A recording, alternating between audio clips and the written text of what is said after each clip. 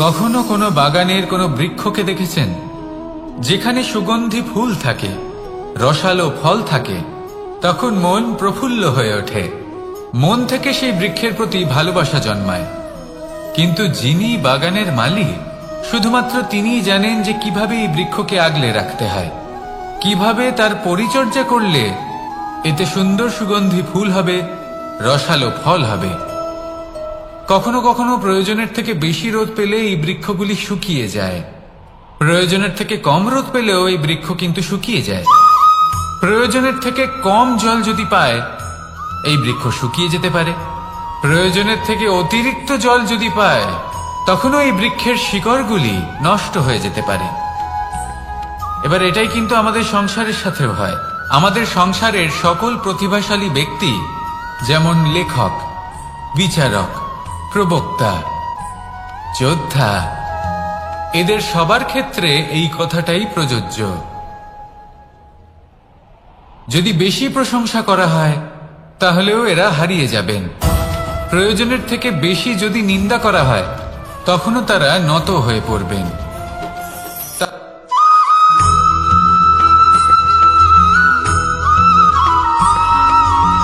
পঞ্চতত্ত্বের মধ্যে দ্বিতীয় তত্ত্ব হল ধরণী, ভূমি, যাকে আমরা ধরণী মাতা বলি।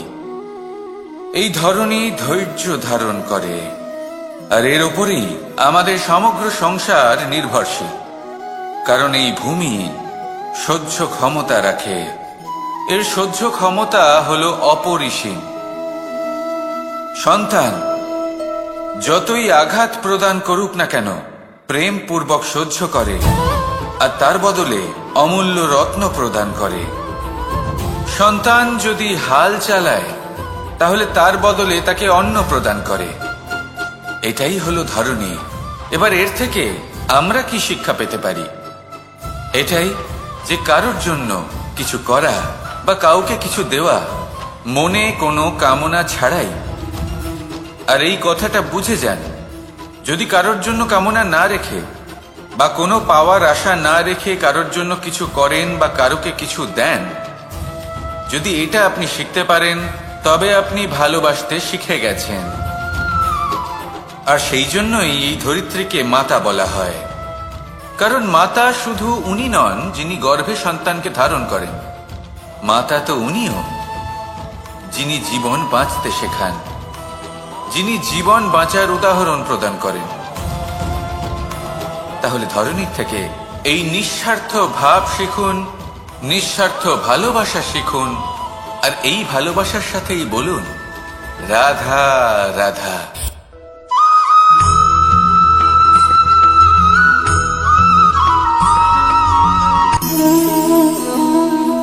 নিয়তি। রাধা আমাকে বলে, কৃষ্ণ, যদি তুমি জানো যে নিয়তিতে কি আছে, তাহলে তাকে বদলে দাও না কেন? মহাদেব আমাকে বলেন যে শ্রীকৃষ্ণ, যদি আপনি এটা জানেন যে সাম্বের নিয়তি এটাই, তাহলে আপনি তাকে বদলানোর চেষ্টা কেন করেন? কেন? কারণ আমি একজন পিতা, আর পিতার কর্তব্য এটাই, তিনি যেন সম্ভাব্য সব চেষ্টা করেন নিজের সন্তানের মঙ্গলের জন্য। নিয়তি আমি জানি, কিন্তু এটাও আমি জানি যে কর্মের থেকে বড় আর কোনো নিয়তি হতে পারে না।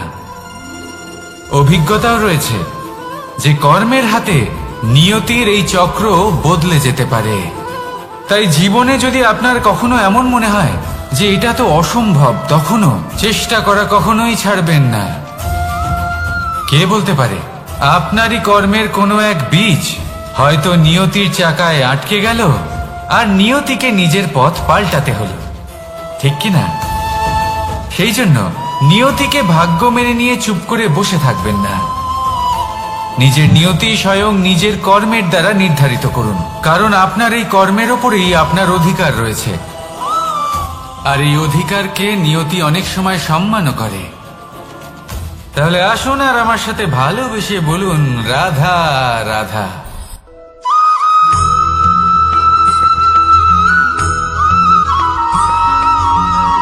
মানুষ ভাবেন যে ধন অর্জন করা হলো অত্যন্ত গুরুত্বপূর্ণ। তিনি আজীবন ধন অর্জন করতে থাকেন, ধন অর্জন করার চেষ্টা করতে থাকেন। সে যাই হয়ে যাক না কেন, পরিশ্রম করতে থাকেন। স্বাস্থ্যের দিকে নজর দেন না, না উচিত সময় খাবার খান, না উচিত সময় ঘুমোতে যান, না পর্যাপ্ত সময় পর্যন্ত ঘুমন, কিছুই না। ধন অর্জন করতেই থাকেন, করতেই থাকেন। আর কিছু সময় পরে যখন তিনি অসংখ্য ধন লাভ করে ফেলেন, তখন তার সাথে ওনার শরীরে অনেক রোগ বাসা বাঁধে। এইসব রোগের উপচার করতে করতে সেই সমস্ত ধন যা উনি অর্জন করেছেন তা তিনি ব্যয় করে ফেলেন। শেষ পর্যন্ত কি হয়? আমরা যেভাবে এসেছি ঠিক সেইভাবেই ফিরে যাই, ধন এখানেই থেকে যায়। দেখুন, একটা অত্যন্ত গুরুত্বপূর্ণ কথা রয়েছে যে আপনার বোঝা উচিত। এই যে ধন, তার ব্যবহার করুন জীবনকে আরো ভালো করে তোলার জন্য। ধনের সদ্ব্যবহার করা উচিত, এমন যেন না হয় এই ধন আপনাকে ভোগ করে ফেলে। এই জীবনকে নিশ্চিত রূপে আরো শ্রেষ্ঠ করে তুলুন। কিন্তু এই ধন অর্জন করার এই প্রক্রিয়াতে নিজের সারা জীবনকে নষ্ট করে ফেলবেন না। এই জীবন উপভোগ করতে শিখুন।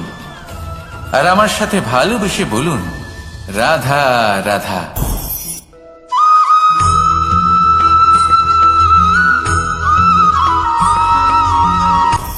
আপনি কখনো পর্বতের শিখরে উঠেছেন?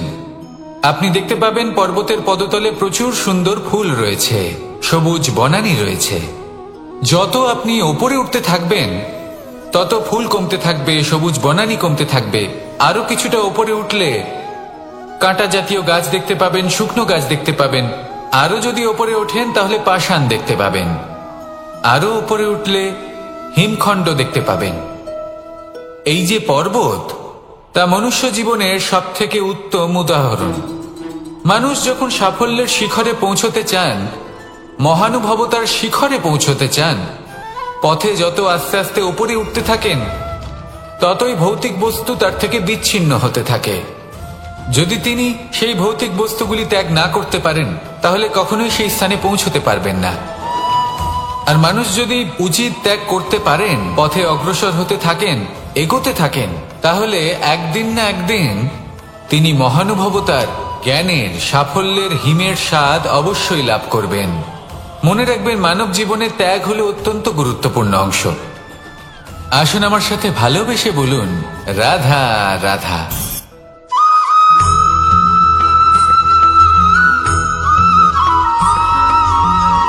কেউ বলে জীবন খুব ক্ষণস্থায়ী, কেউ বলে জীবন হলো একটা সুন্দর স্বপ্নের মতো, আবার কেউ বলবে জীবন হলো এক কঠোর সত্য।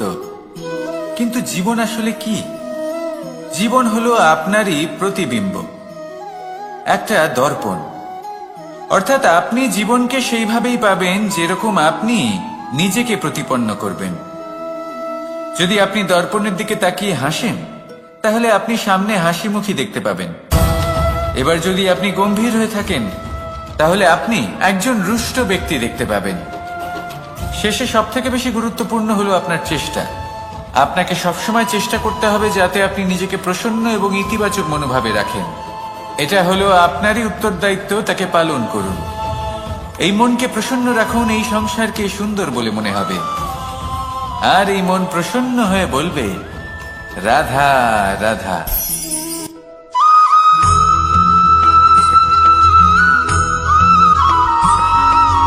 আমাদের শরীর প্রকৃতির সর্বশ্রেষ্ঠ রচনা।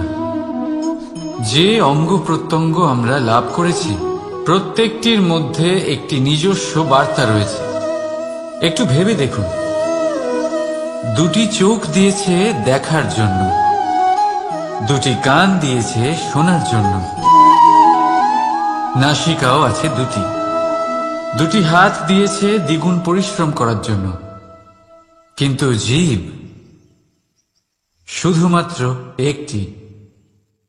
তার উপরেও তীক্ষ্ণ বলিষ্ঠ দাঁত দিয়েছে তার রক্ষার জন্য। কখনো ভেবে দেখেছেন কেন?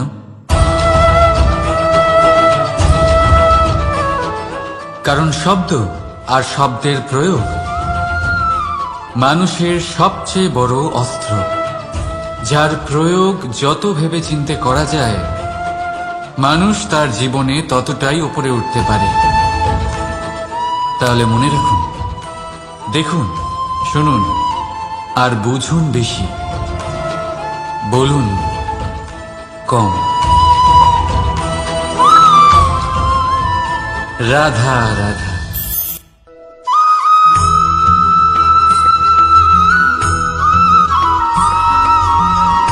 জীবন কিসের উপর নির্ভরশীল? ধনের ওপর? বৈভবের অনুভব যদি আপনি করতে চান তাহলে তা পাবেন শুধু একতার দ্বারা, সংগঠনের দ্বারা। যদি আপনাকে উদাহরণ দিই, নিজের এই হাতটাকে দেখুন, 5টা আঙুল রয়েছে। কোনো একটা বস্তুকে নিজের একটা আঙুল দ্বারা তুলে ধরার চেষ্টা করে দেখুন, বড়ই কষ্ট হবে। তখন আপনি বুঝতে পারবেন যখন এই 5টি আঙুল একত্রিত হয় তখন কোনো কাজ কতটা সহজ হতে পারে। এটাই হলো শক্তি, একতার। সব থেকে ভালো উদাহরণ যদি আপনাকে দিই তাহলে বাঁশি। এই বাঁশি থেকে অত্যন্ত মধুর সুর নির্গত হয় যা সবার মন প্রসন্ন করে দেয়। এই কথা সত্যি, কিন্তু এই বাঁশি আমি একটা বা দুটো আঙুল দিয়ে বাজাতে পারবো না। আমাকে প্রত্যেকটা আঙুল ব্যবহার করতেই হবে, তবেই এর থেকে মধুর সুর নির্গত হবে যা সকলকে প্রসন্ন করবে, ঠিক কিনা? ঠিক এইভাবেই যদি আপনি চান যে আপনার জীবনরূপী বাঁশি থেকেও মধুর সুর নির্গত হোক বা সবার মনকে প্রসন্ন করে তুলুক, তাহলে আপনাকেও জীবনে একতা নিয়ে আসতেই হবে। আপনি একাও কর্ম করতে পারেন, পথ চলতেও পারেন, সামনেও এগোতে পারেন, সাফল্যও লাভ করতে পারেন। কিন্তু যখন সকলে একসাথে এগোবেন, সেই পথে চলবেন, সেই কর্মই করবেন, তখন লক্ষ্যে অবশ্যই পৌঁছবেন, সাফল্য অবশ্যই লাভ করবেন। কিন্তু সেই সাফল্য এবং তার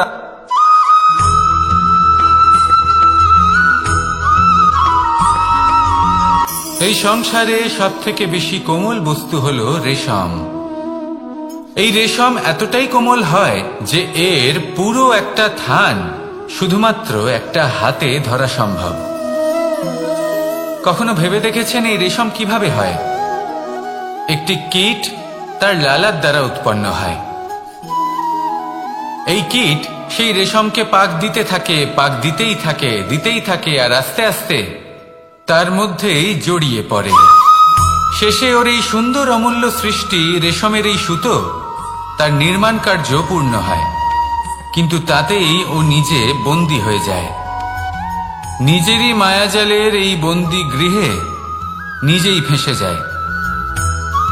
এবার এই সুতোকে ব্যবহারযোগ্য করে তোলার জন্য এই কীটগুলিকে এই কবচের সাথেই ফুটন্ত জলে ফেলে দেওয়া হয়। এই সংসারে যদি আমাদের স্বপ্ন এই সংসারের দুঃখ হরণ করার জন্য, এই সংসারে সুখ বিতরণ করার জন্য হয়, তবেই আমাদের প্রগতি সম্ভব। যদি আমাদের এই স্বপ্ন শুধুই আমাদের এবং আমাদের স্বার্থ সিদ্ধির জন্য হয়, তাহলে এই স্বপ্ন আমাদের অন্ধ করে দেবে, আমাদের অন্ধকারের পথে নিয়ে যাবে, আর আমরাও সেই কীটের মতো হয়ে যাব।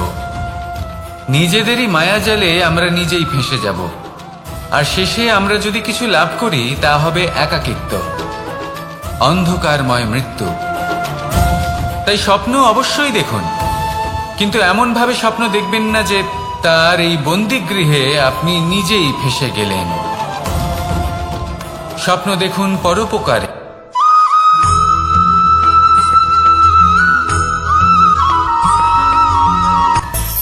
মানুষের মধ্যে একটা বিচিত্র প্রবৃত্তি থাকে, অন্য সকলের বিষয়ে, তাদের জীবনের বিষয়ে, তাদের ব্যক্তিত্বের বিষয়ে, তাদের ভবিষ্যতের বিষয়ে অনুমান করা।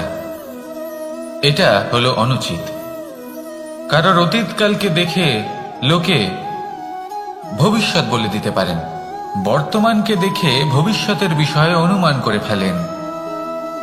উদাহরণ দিতে হলে বলবো, কোনো দাসকে দেখুন, ওকে দেখে লোকে বলে যে ওর ভবিষ্যৎ সেটাই হতে পারে, অনুমান করে ফেলেন। আর এই রাজাকে দেখুন, উনি তো কত সুখী হবেন, উনি তো জগতের সব থেকে অধিক সুখী মানুষ, কত সুখ সুবিধা আছে ওনার কাছে, ধারণা করে ফেলেন। তবে সত্য তো এটাই যে কারোর ব্যক্তিত্বের বিষয়ে, তাদের ভবিষ্যতের বিষয়ে আপনি পূর্ণ সত্য কখনোই বলতে পারবেন না, শুধু অনুমান করতে পারবেন। আর এই অনুমান করে সত্যি কোনো লাভ হয় না, কারণ এই কাল সেটা হলো অত্যন্ত শক্তিশালী। কালো থেকে কালোতর কয়লাকেও হিরেতে পরিণত করতে পারে। অনেক বড় বড় রাজাকেও বিদূষক বানিয়ে ফেলতে পারে এক মুহূর্তেই। তাহলে আপনি অনুমান করে কি লাভ? কি পেলেন অনুমান করে?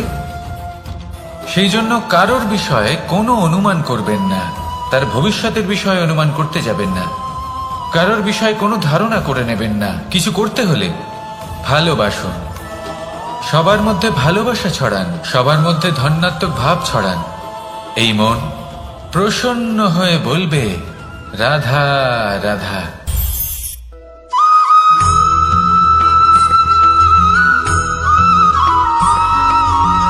পঞ্চতত্ত্বের মধ্যে দ্বিতীয় তত্ত্ব হল ধরণী, ভূমি, যাকে আমরা ধরণী মাতা বলি। এই ধরণী ধৈর্য ধারণ করে, আর এর উপরেই আমাদের সমগ্র সংসার নির্ভরশীল। কারণ এই ভূমি সহ্য ক্ষমতা রাখে, এর সহ্য ক্ষমতা হল অপরিসীম। সন্তান যতই আঘাত প্রদান করুক না কেন, প্রেম পূর্বক সহ্য করে, আর তার বদলে অমূল্য রত্ন প্রদান করে। সন্তান যদি হাল চালায়, তাহলে তার বদলে তাকে অন্ন প্রদান করে। এটাই হলো ধরণী। এবার এর থেকে আমরা কি শিক্ষা পেতে পারি? এটাই যে কারোর জন্য কিছু করা বা কাউকে কিছু দেওয়া মনে কোনো কামনা ছাড়াই। আর এই কথাটা বুঝে যান, যদি কারোর জন্য কামনা না রেখে বা কোনো পাওয়ার আশা না রেখে কারোর জন্য কিছু করেন বা কারোকে কিছু দেন, যদি এটা আপনি শিখতে পারেন, তবে আপনি ভালোবাসতে শিখে গেছেন। আর সেই জন্যই এই ধরিত্রীকে মাতা বলা হয়। কারণ মাতা শুধু উনি নন যিনি গর্ভে সন্তানকে ধারণ করেন, মাতা তো উনিও যিনি জীবন বাঁচতে শেখান, যিনি জীবন বাঁচার উদাহরণ প্রদান করেন। তাহলে ধরণীর থেকে এই নিঃস্বার্থ ভাব শিখুন, নিঃস্বার্থ ভালোবাসা শিখুন, আর এই ভালোবাসার সাথেই বলুন, রাধা রাধা।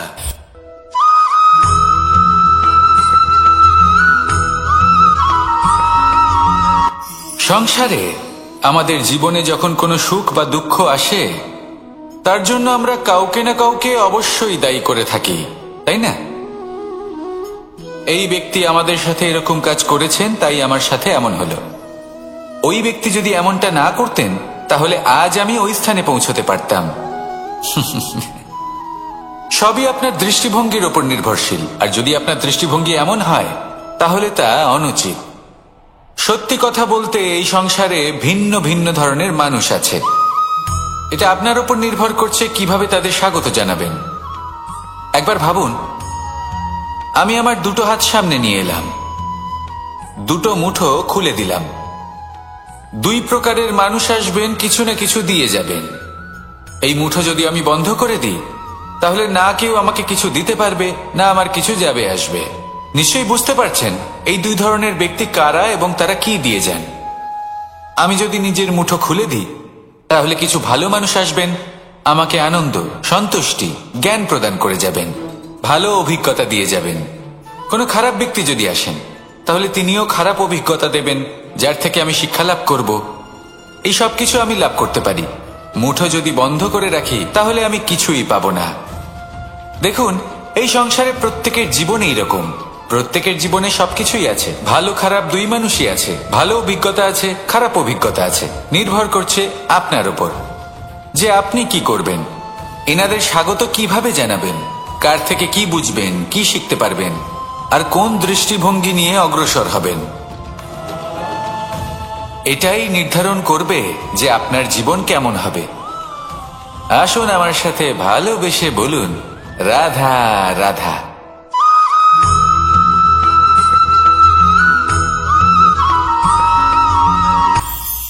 এটা হলো ধান গাছ। এর থেকে যে চাল উৎপন্ন হয় তা মানুষ গ্রহণ করেন। আর এটা কি? এ হলো জংলি ঘাস। একবার ভেবে দেখুন, যদি এই জংলি ঘাস ধান গাছের আশেপাশে থাকে, তাহলে কি হবে? ধান উৎপন্ন হতে পারবে? তা উৎকৃষ্ট হতে পারবে? আমরা কি তা গ্রহণ করতে পারবো? কখনোই নয়। এই জংলি ঘাস ধানকে নষ্ট করে দেবে। কিন্তু নিজে জীবিত থাকবে। এটাই হলো আজকের শিক্ষা। এই সংসারে যদি আপনি নীতির পথে চলতে চান, উচিত কর্ম করতে চান, সংসারকে সেবা করতে চান, তাহলে জংলি ঘাসের মতো ব্যক্তিদের থেকে সবসময় দূরে থাকতে হবে। সেই ব্যক্তি যারা দুর্নীতি এবং মিথ্যা দ্বারা পরিপূর্ণ, যাদের ব্যবহার অশুভ, যাদের অনেক অশুভ গুণ রয়েছে, তারা সঠিক নয়। সেই সকল ব্যক্তি যাদের চরিত্র অত্যন্ত দুষ্ট হয়, তারা হয় শুভ চরিত্রের ব্যক্তিকে একদম নষ্ট করে দেয়, নয় নিজের মতো বানিয়ে তোলে। তাই যদি আপনি নীতির পথে চলতে চান, এই সংসারের জন্য শুভ কর্ম করতে চান, তাহলে সেই সঙ্গ লাভ করুন যে সঙ্গ জ্ঞানে পরিপূর্ণ, যাদের মধ্যে অনেক গুণ আছে, যাদের থেকে প্রতিদিন কিছু শিখতে পারবেন। এমন ব্যক্তির সাথে জীবন অতিবাহিত করুন, দুরাচারীদের থেকে দূরে থাকুন। তবেই এই মন প্রসন্ন হয়ে বলবে, রাধা রাধা।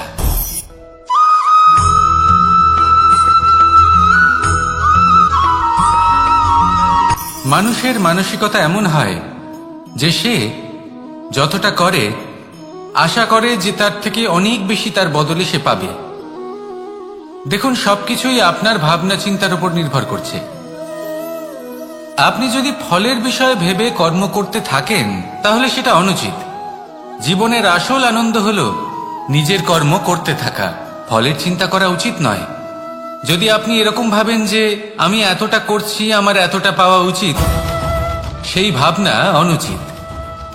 যদি আপনি সেবার মানসিকতা নিয়ে কর্ম করতে থাকেন, কর্মচক্রের প্রবাহিত হন, যদি আপনি এমন ভাবনা রাখেন যে আমি এতটা পাচ্ছি, তাই এর থেকে অনেক বেশি আমি কর্ম করব, তাহলে নিশ্চিত রূপে আপনি যতটা করছেন তার থেকে অনেক বেশি আপনি পাবেন। আপনার আশার থেকে অনেক বেশি আপনি পাবেন। শুধু জীবনে অনেক বেশি কাজ করতে থাকুন, ফলের চিন্তা করবেন না। আর মনে রাখবেন, এই ভাবনাই সব থেকে বড় বীজ। কর্মের উপর বিশ্বাস রাখুন। জীবনে যা যা আপনি চান সবই সুখময় হবে। আসুন আর আমার সাথে ভালোবেসে বলুন, রাধা রাধা।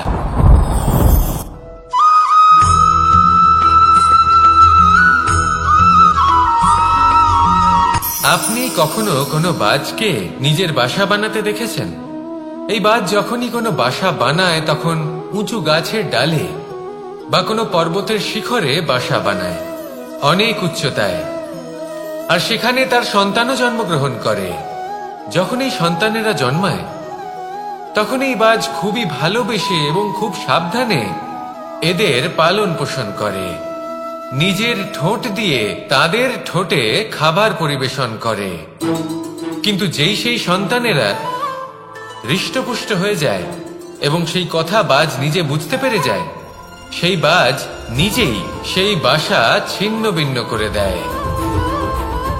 সেই সন্তান যাদের সবেমাত্র ডানা গজিয়েছে, কিভাবে উঠতে হয় তারা জানে না, সেই সন্তানগুলিকে উচ্চতা থেকে ঠেলে দেয়। সেই সন্তান প্রথমে ভয়ভীত হয়ে যায়। তারা সামনে মৃত্যুকে দেখতে পেয়ে ভয়ের কারণে তাদের ডানা ঝাপটাতে থাকে। আর সেই প্রক্রিয়াতেই সেই সন্তানগুলি উড়তে শুরু করে দেয়। এবার এই ঘটনায় আমরা কি শিক্ষা পেতে পারি? এটাই, যদি আপনি মাতা পিতা হন, তাহলে নিজের সন্তানকে অবশ্যই স্নেহ করুন, কিন্তু তাদেরকে নিজের আঁচলের তলায় বেঁধে রাখবেন না। যদি আপনি চান আপনার সন্তান জীবনে উন্নতি করুক, তাহলে নিজের মুঠো থেকে তাদের স্বতন্ত্র করে দিন। এই সংসারে সংঘর্ষ করতে দিন। সেই সন্তান নিজেই বুঝতে পারবে যে জন্মের সময় পাওয়া ডানা কি করে ব্যবহার করতে হয়। আর আপনার চোখের সামনে আপনার সন্তান এই আকাশে উড়তে থাকবে। তাহলে আসুন আমার সাথে ভালোবেসে বলুন, রাধা রাধা।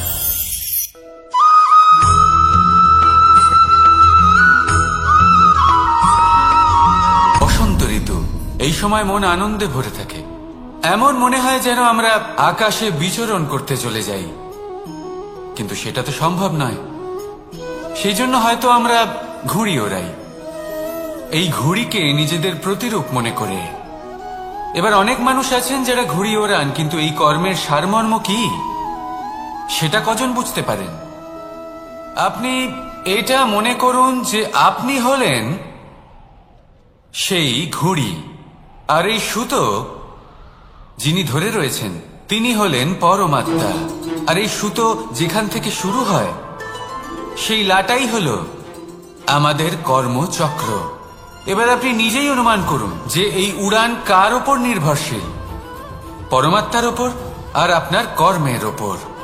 যদি পরমাত্মা আপনার হাত ধরে থাকেন, আপনার সাথে থাকেন, যদি আপনি শুভ কর্ম করতে থাকেন, আপনি এই আকাশে উড়তে থাকবেন। কিন্তু কোথাও যদি পরমাত্মার সাথে এই বন্ধন ছিন্ন হয়, আপনার কর্মচক্র খারাপ হয়ে যায় বা থেমে যায়, তাহলে আপনার এই ঘুড়ি কেটে যাবে আর দূরে কোনো গাছের ডালে গিয়ে আটকে যাবে। তাই শুধুমাত্র ঘুড়ি ওড়াবেন না, তার থেকে শিখুন, পরমাত্মার সাহচর্যে থাকুন, সবসময় শুভ কর্ম করতে থাকুন আর সবসময় এই আকাশে উড়তে থাকুন। আসুন আর আমার সাথে ভালোবেসে বলুন, রাধা।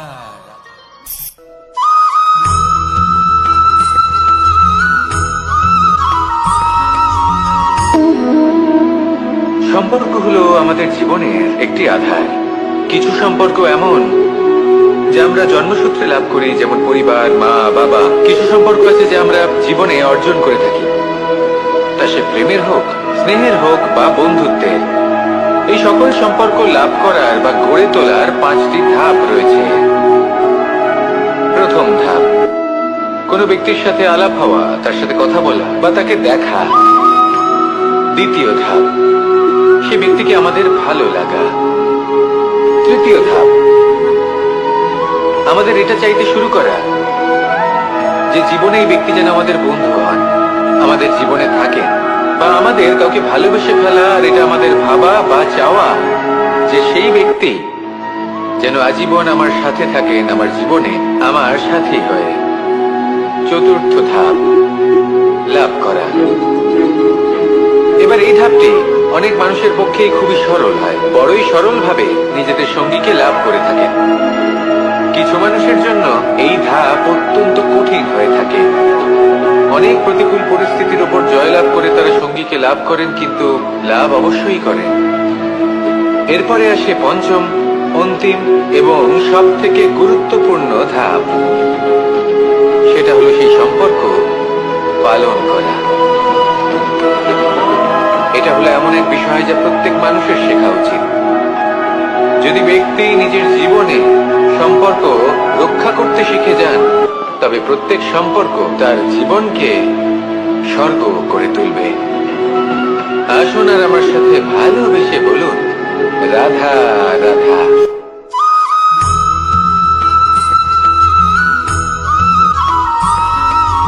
জীবনে যখন কোনো ব্যক্তি নিজের লক্ষ্য প্রাপ্তির জন্য নিরন্তর পরিশ্রম করতে থাকেন, চেষ্টা করতে থাকেন, তখন তিনি কষ্ট অনুভব করেন।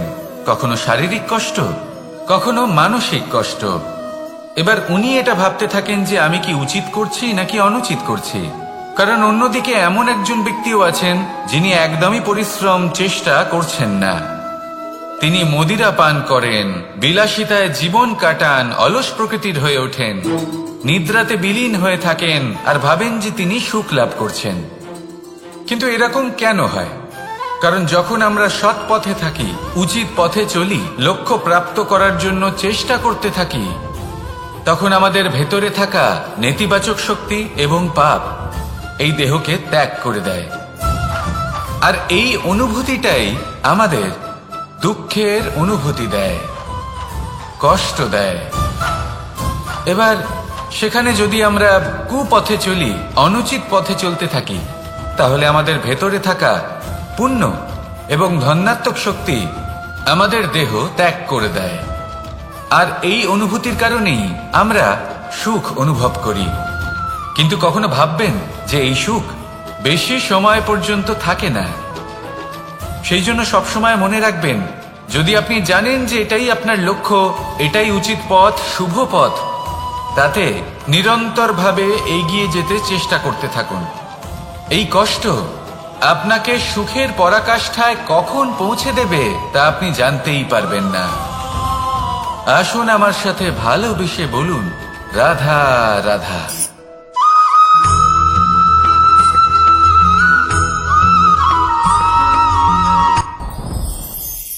সাথী। সাথী এই শব্দটির ব্যাখ্যা কে কিভাবে করে? মিত্র, সখা, বন্ধু। কিন্তু অর্থ একটাই, তিনি যিনি আপনার সঙ্গী হন আর তিনি যার সাথী আপনি হন। এবার সব থেকে বড় প্রশ্ন হলো এটাই যে তিনি কে হতে পারেন যাকে আপনি আপনার সাথী বলে মেনে নিতে পারেন, নিজের সখা, নিজের মিত্র, নিজের বন্ধু মেনে নিতে পারেন। আপনার সাথী হলেন তিনি যিনি দুঃখের সময় আপনার পাশে থাকবেন, আপনার হাত ধরে থাকবেন। আপনার সাথী হলেন তিনি যার হাত আপনি নিজের সুখের দিনে ধরে থাকবেন। সেই সাথীরই হাত ধরুন যিনি দুঃখে সবসময় আপনাকে সাহায্য করার জন্য তৎপর হয়ে থাকেন, আপনার পাশে থাকেন, আর যাকে সুখের দিনে আপনি আপনার সাথে রাখতে পারেন। আর যখন আপনার সাথে আপনার এই সাথী থাকবে তখন আপনি এটা বুঝবেন যে যখন জীবনে দুঃখ আসে তখন এই দুঃখ কমে যায়, সবার মধ্যে ভাগ হয়ে যায়। আর যদি তখন সুখ আসে তাহলে সেটা সবার উপস্থিতিতে আরো বেড়ে যায়। এটাই হলো প্রেম, এটাই হলো ভালোবাসা, এটাই হলো সঙ্গ। যেমন সম্পর্ক আমার আর রাধার মাঝে। তাহলে আসুন আর আমার সাথে ভালোবেসে বলুন, রাধা রাধা।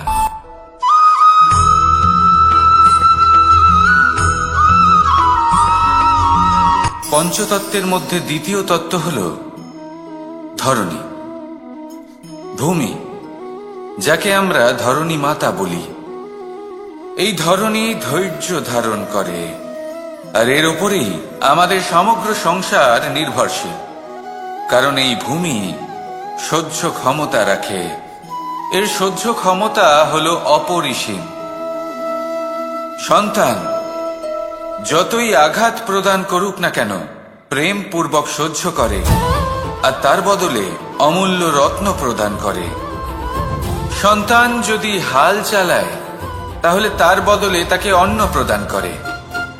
এটাই হলো ধরণী। এবার এর থেকে আমরা কি শিক্ষা পেতে পারি? এটাই যে কারোর জন্য কিছু করা বা কাউকে কিছু দেওয়া মনে কোনো কামনা ছাড়াই। আর এই কথাটা বুঝে যান, যদি কারোর জন্য কামনা না রেখে বা কোনো পাওয়ার আশা না রেখে কারোর জন্য কিছু করেন বা কারোকে কিছু দেন, যদি এটা আপনি শিখতে পারেন তবে আপনি ভালোবাসতে শিখে গেছেন। আর সেই জন্যই এই ধরিত্রীকে মাতা বলা হয়। কারণ মাতা শুধু উনি নন যিনি গর্ভে সন্তানকে ধারণ করেন, মাতা তো উনিও যিনি জীবন বাঁচতে শেখান, যিনি জীবন বাঁচার উদাহরণ প্রদান করেন।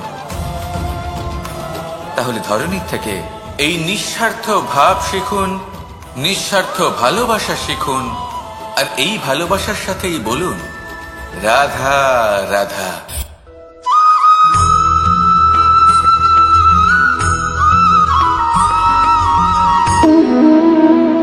সম্পর্ক হলো আমাদের জীবনের একটি আধার। কিছু সম্পর্ক এমন যে আমরা জন্মসূত্রে লাভ করি, যেমন পরিবার, মা, বাবা। কিছু সম্পর্ক আছে যে আমরা জীবনে অর্জন করে থাকি, তা সে প্রেমের হোক, স্নেহের হোক বা বন্ধুত্বের।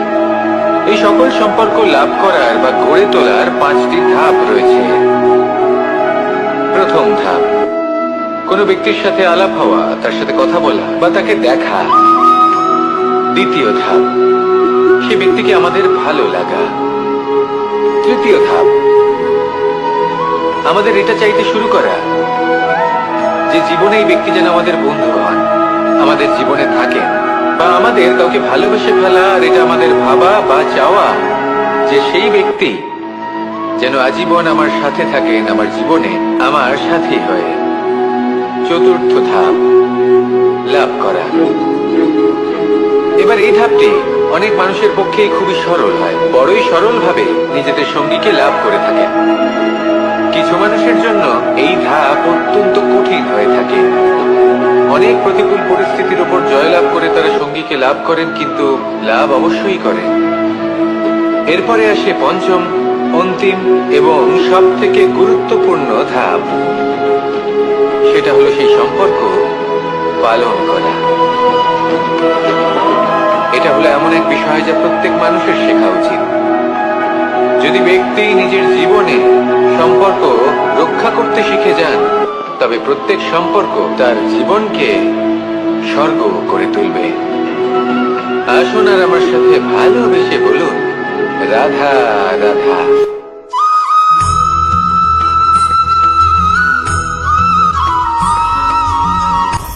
আপনি কখনো পর্বতের শিখরে উঠেছেন? আপনি দেখতে পাবেন পর্বতের পদতলে প্রচুর সুন্দর ফুল রয়েছে, সবুজ বনানী রয়েছে। যত আপনি উপরে উঠতে থাকবেন তত ফুল কমতে থাকবে, সবুজ বনানী কমতে থাকবে। আরো কিছুটা উপরে উঠলে কাঁটা জাতীয় গাছ দেখতে পাবেন, শুকনো গাছ দেখতে পাবেন। আরো যদি উপরে ওঠেন তাহলে পাষাণ দেখতে পাবেন। আরো উপরে উঠলে হিমখণ্ড দেখতে পাবেন। এই যে পর্বত, তা মনুষ্য জীবনের সব থেকে উত্তম উদাহরণ। মানুষ যখন সাফল্যের শিখরে পৌঁছতে চান, মহানুভবতার শিখরে পৌঁছতে চান, পথে যত আস্তে আস্তে উপরে উঠতে থাকেন, ততই ভৌতিক বস্তু তার থেকে বিচ্ছিন্ন হতে থাকে। যদি তিনি সেই ভৌতিক বস্তুগুলি ত্যাগ না করতে পারেন, তাহলে কখনোই সেই স্থানে পৌঁছতে পারবেন না। আর মানুষ যদি উচিত ত্যাগ করতে পারেন, পথে অগ্রসর হতে থাকেন, এগোতে থাকেন, তাহলে একদিন না একদিন তিনি মহানুভবতার, জ্ঞানের, সাফল্যের হিমের স্বাদ অবশ্যই লাভ করবেন। মনে রাখবেন, মানব জীবনে ত্যাগ হলো অত্যন্ত গুরুত্বপূর্ণ অংশ। আসুন আমার সাথে ভালোবেসে বলুন, রাধা রাধা।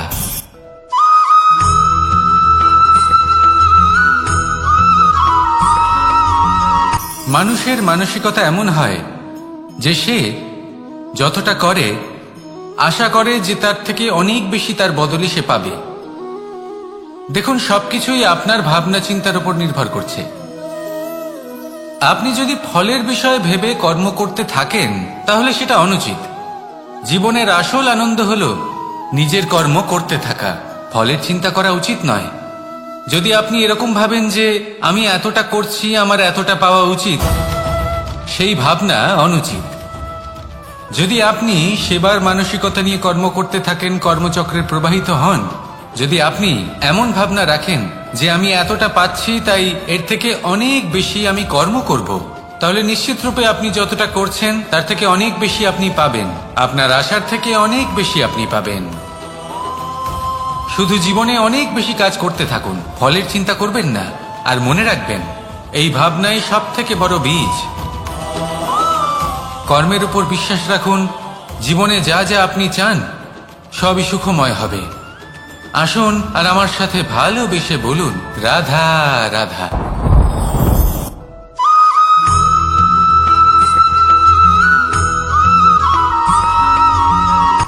সূচের শেষে একটি ছিদ্র থাকে, যার দ্বারা আমরা এই সুতো পরাতে পারি।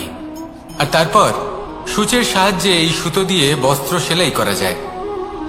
কিন্তু যদি সুতোটা সোজা করে ধরা না হয়, তাহলে সূচে কখনো এই সুতো পরানোই সম্ভব নয়। যদি এতে কোনো গিঁট পড়ে, তখন তা কখনোই এই ছিদ্র দ্বারা প্রবেশ করা সম্ভব নয়। ঠিক এইভাবেই যদি আপনি কারোর জীবনে প্রবেশ করতে চান, কারোর অন্তরে প্রবেশ করতে চান, তাহলে আপনাকেও সহজ থাকতে হবে। এতে কোনো গিঁট থাকলে চলবে না, অর্থাৎ মনে যাতে কোনো মালিন্য না থাকে, যেন কোনো কুচিন্তা না থাকে। যদি এসব থাকে, তাহলে আপনি কখনো কারোর জীবনে প্রবেশ করতে পারবেন না। আর যদি কোনোভাবে আপনি প্রবেশ করেও যান, তাহলে তার মনে ঘর করতে পারবেন না। নিজেকে এই সুতোর মতন করে তুলুন, সহজ। মনে যেন কোনো কুচিন্তা না থাকে, সবার প্রতি যেন সদ্ভাবনা থাকে, শুভ চিন্তা থাকে। এমনটা করতে থাকুন। এমন একটা দিন আসবে যেদিন এই সমস্ত সংসারের ব্যক্তির মনে আপনি বাস করবেন। আর তখন এই মন প্রসন্ন হয়ে বলবে, রাধা রাধা।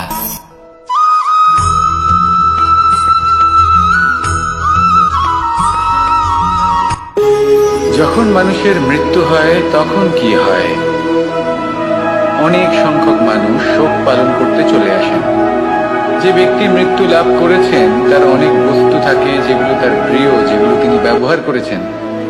তার শয্যা, তার বস্ত্র, তার আভূষণ, সবকিছু তার থেকে বিচ্ছিন্ন করা হয় এবং খালি হাতে তাকে শ্মশানের উদ্দেশ্যে রওনা করা হয়। আমি আপনাকে এই প্রশ্ন করতে চাই, আপনি এই সংসারে কি অর্জন করেছেন? ধন সম্পত্তি, বস্ত্র, আভূষণ, এই সবকিছু যে আপনি অর্জন করেছেন, আপনার মৃত্যুর পরে তা আপনার থেকে দূর হয়ে যাবে। এর উত্তর হলো একটাই, আপনার কর্ম। শুধু সেটাই আছে যা একান্ত আপনার, আর শুধু সেটাই এই সংসার থেকে চলে যাওয়ার পরেও সংসারেই জীবিত থাকবে। যদি আপনি দুষ্কর্ম করেন, তাহলে এই সংসার আপনাকে একটি অনুচিত উদাহরণ হিসেবে মনে রাখবে যে এই ব্যক্তি খুব পাপী ছিল, অনুচিত কর্ম করতেন।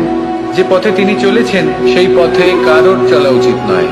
সেখানেই যদি আপনি সৎকর্ম করেন, তাহলে সংসার চিরকাল এটাই বলবে যে খুব ভালো মানুষ ছিলেন, সবাইকে ভালোবাসতেন, সবাইকে সাহায্য করতেন, আমার খুব প্রিয় মানুষ ছিলেন। এটাই হলো শ্রেষ্ঠ কর্ম।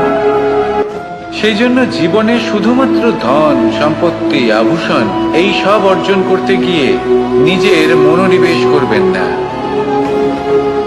শ্রেষ্ঠ কর্ম করুন। সংসার থেকে চলে যাওয়ার পরেও এই কর্মই এই সংসারে আপনাকে জীবিত রাখবে।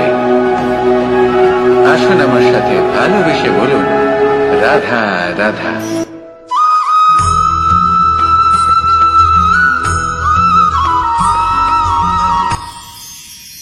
মানুষ তার জীবনে দুই ধরনের পরিস্থিতিকে খুব ভয় পায়। এক, কোনো কারণবশত কারোর সামনে নত হওয়া। দুই, কোনো কারণে নিজের চরিত্র থেকে, নিজের মূল্যবোধ থেকে বিচ্যুত হওয়া। এবার কেন হয় এরকম যে কথায় কথায় কারোর সামনে নত হতে হয়? কেন বারংবার নিজের চরিত্র থেকে চ্যুত হতে হয়? এরকম কেন হয়? এটা তখনই হয় যখন আমাদের শিক্ষা এবং মূল্যবোধের অভাব থাকে। যদি মানুষের মধ্যে প্রকৃত শিক্ষা থাকে, তাহলে এই সংসারে কোনো সময় এবং কারোর সামনেই নত হওয়ার কোনো প্রয়োজন নেই। যদি মানুষের মধ্যে মূল্যবোধ থাকে, তাহলে তাকে নিজের মূল্যবোধ বা চরিত্র থেকে বিচ্যুত হতে হয় না, তা সে যাই হয়ে যাক না কেন। কোনো বালককে যদি জন্ম থেকেই সুশিক্ষার অধিকারী করা হয়, শিক্ষিত করা হয়, মূল্যবোধের অধিকারী করা হয়, তবে সে এই সংসারে এমন কর্ম করবে যাতে সে নিজেকে, নিজের পরিবারকে, সমগ্র সমাজকে গর্বিত করতে পারে। শিক্ষা লাভ করুন, মূল্যবোধ লাভ করুন এবং আমার সাথে ভালোবেসে বলুন, রাধা রাধা।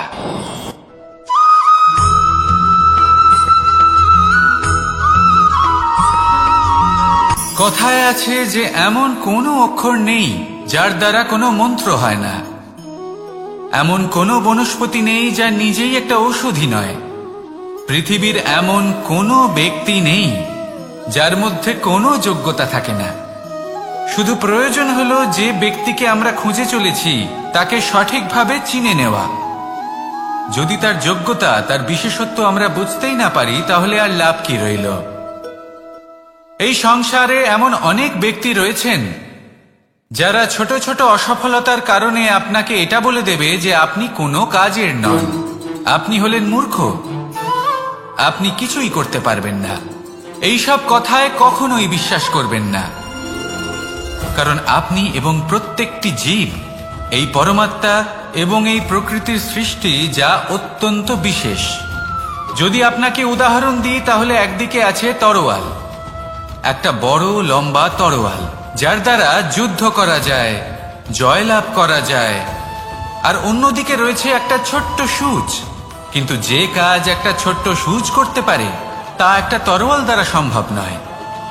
এর অর্থ হলো এটাই যে প্রত্যেকটা রচনা অত্যন্ত অমূল্য এবং অত্যন্ত বিশেষ হয়। তাহলে বিশ্বাস রাখুন যে আপনি অত্যন্ত বিশেষ একজন, আর প্রেমের সাথে বলুন, রাধা রাধা।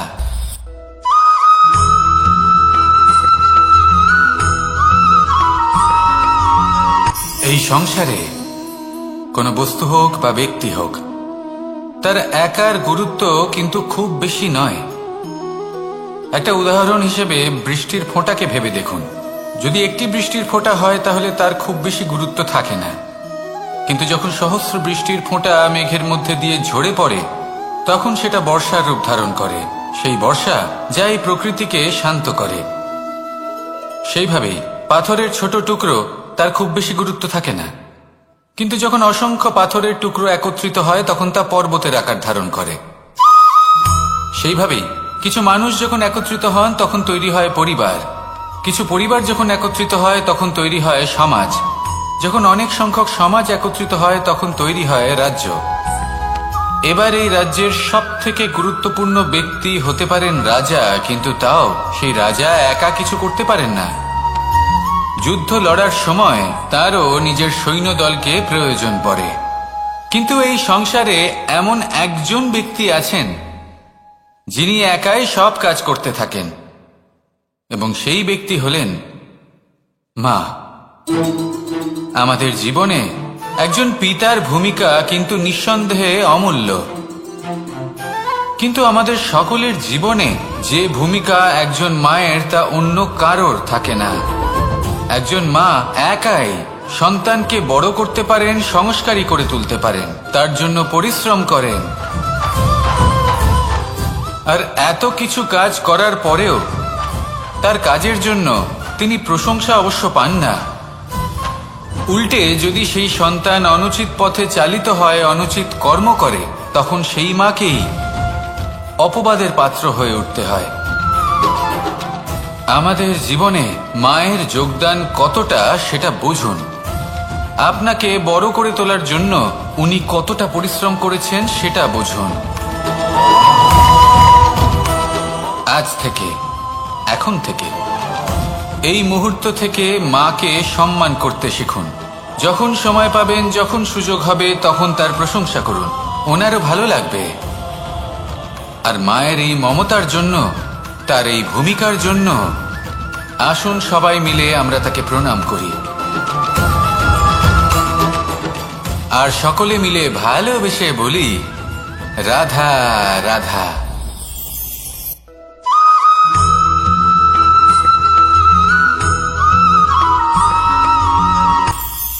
এটা হলো ধান গাছ। এর থেকে যে চাল উৎপন্ন হয় তা মানুষ গ্রহণ করেন। আর এটা কি? এ হলো জংলি ঘাস। একবার ভেবে দেখুন, যদি এই জংলি ঘাস ধান গাছের আশেপাশে থাকে তাহলে কি হবে? ধান উৎপন্ন হতে পারবে? তা উৎকৃষ্ট হতে পারবে? আমরা কি তা গ্রহণ করতে পারবো? কখনোই নয়। এই জংলি ঘাস ধানকে নষ্ট করে দেবে, কিন্তু নিজে জীবিত থাকবে। এটাই হলো আজকের শিক্ষা। এই সংসারে যদি আপনি নীতির পথে চলতে চান, উচিত কর্ম করতে চান, সংসারকে সেবা করতে চান, তাহলে জংলি ঘাসের মতো ব্যক্তিদের থেকে সবসময় দূরে থাকতে হবে। সেই ব্যক্তি যারা দুর্নীতি এবং মিথ্যা দ্বারা পরিপূর্ণ, যাদের ব্যবহার অশুভ, যাদের অনেক অশুভ গুণ রয়েছে, তারা সঠিক নয়। সেই সকল ব্যক্তি যাদের চরিত্র অত্যন্ত দুষ্ট হয়, তারা হয় শুভ চরিত্রের ব্যক্তিকে একদম নষ্ট করে দেয়, নয় নিজের মতো বানিয়ে তোলে।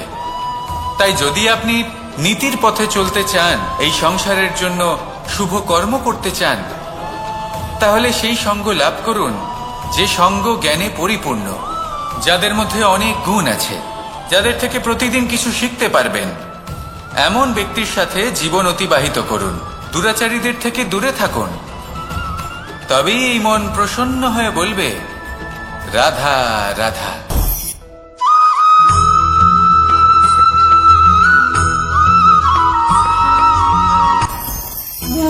ভোজন।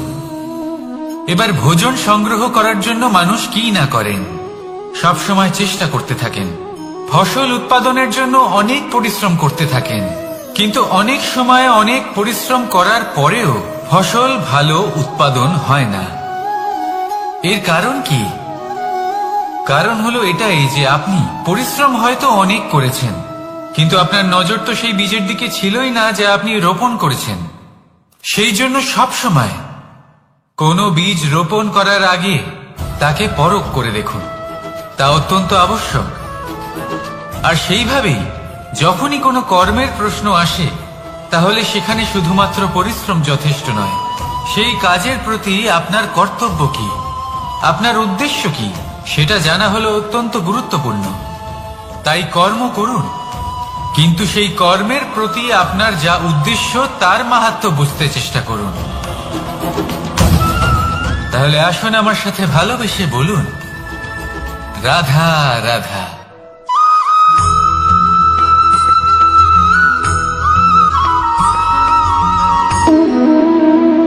সম্পর্ক হলো আমাদের জীবনের একটি আধার। কিছু সম্পর্ক এমন যা আমরা জন্মসূত্রে লাভ করি, যেমন পরিবার, মা বাবা। কিছু সম্পর্ক আছে যা আমরা জীবনে অর্জন করে থাকি, তা সে প্রেমের হোক, স্নেহের হোক বা বন্ধুত্বের। এই সকল সম্পর্ক লাভ করার বা গড়ে তোলার 5টি ধাপ রয়েছে। প্রথম ধাপ, কোনো ব্যক্তির সাথে আলাপ হওয়া, তার সাথে কথা বলা বা তাকে দেখা। দ্বিতীয় ধাপ, সে ব্যক্তিকে আমাদের ভালো লাগা। তৃতীয় ধাপ,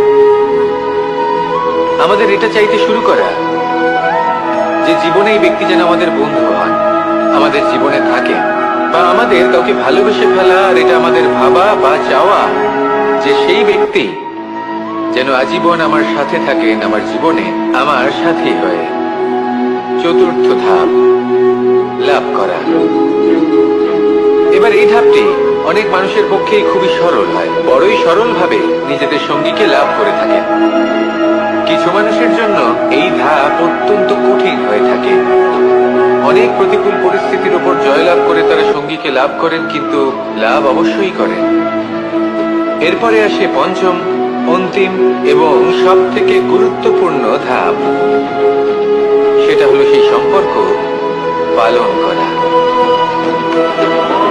এটা হলো এমন এক বিষয় যা প্রত্যেক মানুষের শেখা উচিত। যদি ব্যক্তি নিজের জীবনে সম্পর্ক রক্ষা করতে শিখে যান, তবে প্রত্যেক সম্পর্ক তার জীবনকে স্বর্গ করে তুলবে। আসুন আর আমার সাথে ভালোবেসে বলুন, রাধা রাধা।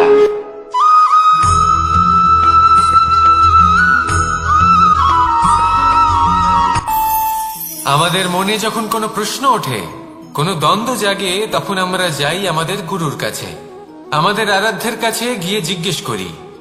এইভাবেই একদিন আমি পৌঁছলাম আমার আরাধ্যের কাছে, আমার মহাদেবের কাছে, আর ওনাকে প্রশ্ন করলাম যে মহাদেব, জীবনে আনন্দ পাওয়ার, উৎসব পালনের, প্রেম ভাগ করে নেবার, জীবনকে উপভোগ করে নেওয়ার সর্বশ্রেষ্ঠ সময় কোনটা?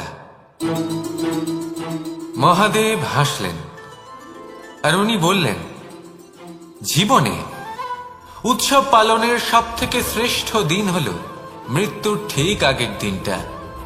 প্রেম ভাগ করে নেওয়ার সব থেকে শ্রেষ্ঠ মুহূর্ত হল মৃত্যুর ঠিক আগের মুহূর্ত।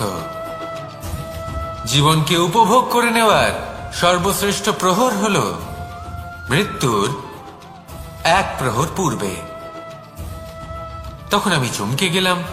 আমি বললাম, কিন্তু মহাদেব, মৃত্যু তো অনিশ্চিত, আমরা জানিও না কবে আমাদের মৃত্যু হবে। মহাদেব আবার হাসলেন।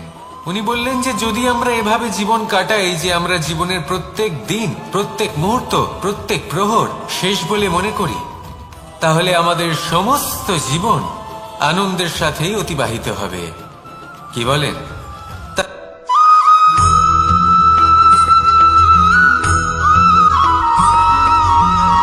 এই সংসারে কোনো বস্তু হোক বা ব্যক্তি হোক, তার একার গুরুত্ব কিন্তু খুব বেশি নয়।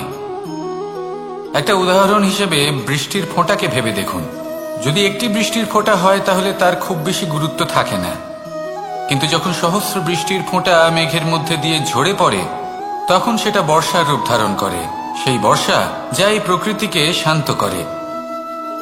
সেইভাবেই পাথরের ছোট টুকরো, তার খুব বেশি গুরুত্ব থাকে না, কিন্তু যখন অসংখ্য পাথরের টুকরো একত্রিত হয় তখন তা পর্বতের আকার ধারণ করে। সেইভাবেই কিছু মানুষ যখন একত্রিত হন তখন তৈরি হয় পরিবার, কিছু পরিবার যখন একত্রিত হয় তখন তৈরি হয় সমাজ, যখন অনেক সংখ্যক সমাজ একত্রিত হয় তখন তৈরি হয় রাজ্য। এবার এই রাজ্যের সব থেকে গুরুত্বপূর্ণ ব্যক্তি হতে পারেন রাজা, কিন্তু তাও সেই রাজা একা কিছু করতে পারেন না। যুদ্ধ লড়ার সময় তারও নিজের সৈন্যদলকে প্রয়োজন পড়ে। কিন্তু এই সংসারে এমন একজন ব্যক্তি আছেন যিনি একাই সব কাজ করতে থাকেন। এবং সেই ব্যক্তি হলেন মা। আমাদের জীবনে একজন পিতার ভূমিকা কিন্তু নিঃসন্দেহে অমূল্য, কিন্তু আমাদের সকলের জীবনে যে ভূমিকা একজন মায়ের তা অন্য কারোর থাকে না। একজন মা একাই সন্তানকে বড় করতে পারেন, সংস্কারী করে তুলতে পারেন, তার জন্য পরিশ্রম করেন। আর এত কিছু কাজ করার পরেও তার কাজের জন্য তিনি প্রশংসা অবশ্য পান না। উল্টে যদি সেই সন্তান অনুচিত পথে চালিত হয়, অনুচিত কর্ম করে, তখন সেই মাকেই অপবাদের পাত্র হয়ে উঠতে হয়। আমাদের জীবনে মায়ের যোগদান কতটা সেটা বুঝুন। আপনাকে বড় করে তোলার জন্য উনি কতটা পরিশ্রম করেছেন সেটা বুঝুন। আজ থেকে, এখন থেকে, এই মুহূর্ত থেকে মাকে সম্মান করতে শিখুন। যখন সময় পাবেন, যখন সুযোগ হবে, তখন তার প্রশংসা করুন, ওনারও ভালো লাগবে। আর মায়ের এই মমতার জন্য, তার এই ভূমিকার জন্য আসুন সবাই মিলে আমরা তাকে প্রণাম করি, আর সকলে মিলে ভালোবেসে বলি, রাধা রাধা।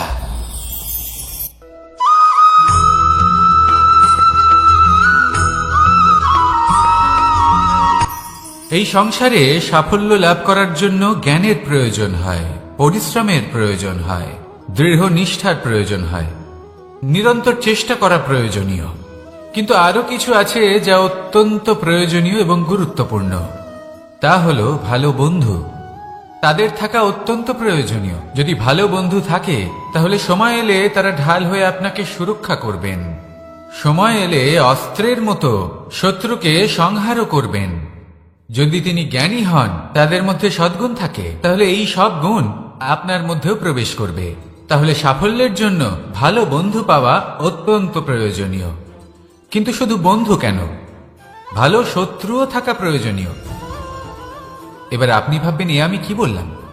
যদি আপনার জীবনেও ভালো অর্থাৎ শক্তিশালী শত্রু থাকে, তাহলে আপনিও শক্তিশালী হতে থাকবেন। এই শত্রু আপনাকে প্রেরিত করবে আরো বেশি শক্তিশালী হয়ে ওঠার। কখনো কোনো হরিণকে দেখুন, তীব্র গতিতে দৌড়তে থাকে। কেন তীব্র গতিতে দৌড়য়? এই কারণে নয় যে কোথাও তার জন্য মধুর ঘাস অপেক্ষা করে রয়েছে, না। সে এই কারণে তীব্র গতিতে দৌড়য় কারণ সেটা না করলে তার পেছনে একটি সিংহ আছে যে ওকে নিজের ভোজন করে ফেলবে। তাই জীবনে বিপদ, সংকট, এই সবকিছুও হলো অত্যন্ত গুরুত্বপূর্ণ। তার সম্মুখীন হতে শিখুন আর আমার সাথে ভালোবেসে বলুন, রাধা রাধা।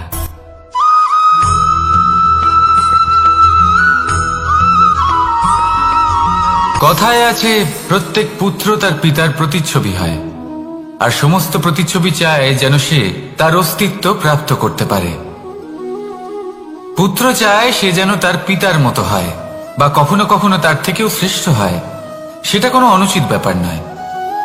অনুচিত তখন হয় যখন পুত্র নিজের পিতার মতো হবার স্বপ্ন পূরণ করতে গিয়ে বা তার থেকেও শ্রেষ্ঠ হওয়ার স্বপ্ন পূরণে অনুচিত পথের আশ্রয় নেয়। কারণ তারপরে সে তার পিতার গুণগুলি আত্মসাৎ করতে চায় না।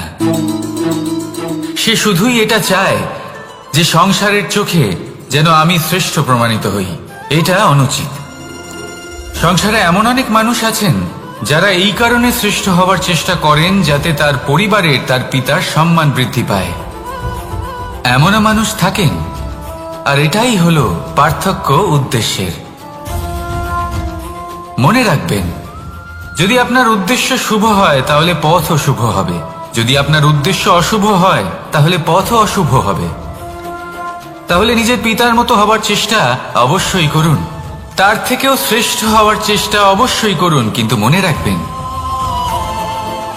আপনার সংকল্প আর আপনার উদ্দেশ্য এই দুই শুভ হওয়া উচিত। তাহলে আসুন আর আমার সাথে ভালোবেসে বলুন, রাধা রাধা।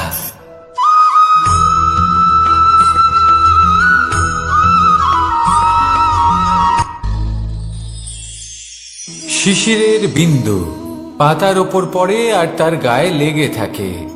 পাতা তাকে শুষে নিতে পারে না, আর শেষ পর্যন্ত সে ঝরে পড়ে যায়। অন্যদিকে রয়েছে মেঘ এবং চাতক। এদের মধ্যে অনেক দূরত্ব থাকে।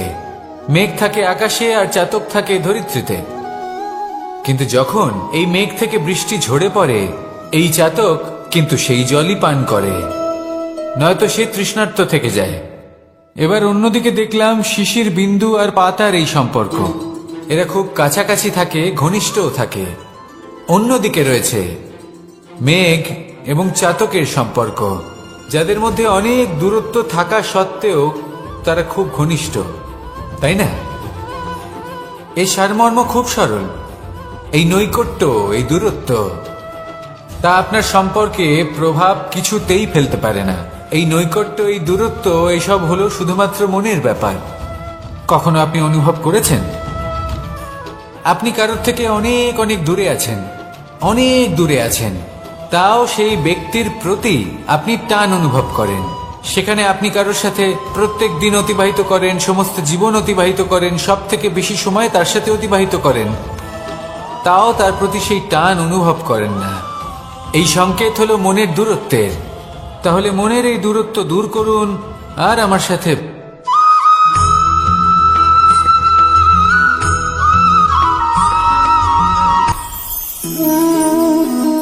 শক্তি এক অত্যন্ত বিচিত্র বস্তু, বা বলতে পারেন অনুভূতি। পিতা সবসময় চান যেন তিনি তার শক্তি পুত্রকে। আসুন আপনাকে সহজে বোঝাই। যদি আপনি সুপাত্র হন আর আপনাকে শক্তি দেওয়া হয়, তাহলে আপনি সেই শক্তির গুরুত্ব বুঝবেন, কোথায় সেই শক্তি প্রয়োগ করা উচিত সেটা বুঝবেন। আর এটা যেহেতু অর্জন করা শক্তি হবে, সেই শক্তির অপব্যবহার হবে না। কিন্তু যদি এই আপনি কুপাত্র হন আর যদি আপনাকে এই শক্তি দেওয়া হয়, তাহলে কি হবে? দেখতে গেলে এই শক্তি আপনি দান হিসেবে পেয়েছেন, তাই না আপনি এই শক্তির গুরুত্ব বুঝবেন আর না এর প্রয়োগ আপনি জানবেন। তার অপব্যবহার হওয়া সুনিশ্চিত। তাই যদি আপনি কোনো শক্তি অর্জন করতে চান, তাহলে আগে তার যোগ্য হয়ে উঠুন। পুত্র নয়, পাত্র হয়ে উঠুন। আর আমার সাথে ভালোবেসে বলুন, রাধা রাধা।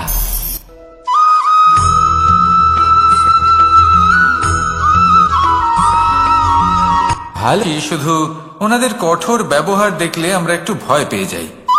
এবার ওনাদের এই কঠোর ব্যবহার আমাদের ভালো না লাগলেও অত্যন্ত আবশ্যক, কারণ মাতার থেকে আমরা যে শক্তি লাভ করি তা যেন নিয়ন্ত্রণ হারিয়ে বিধ্বংসী না হয়ে ওঠে।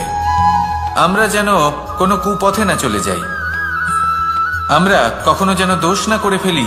শুধু সেই জন্য পিতা এবং গুরু একটু কঠোর হয়ে ওঠেন, এবং ওনাদের এই কঠোর আচরণ ভবিষ্যতে গিয়ে আমরা অবশ্যই বুঝতে পারি।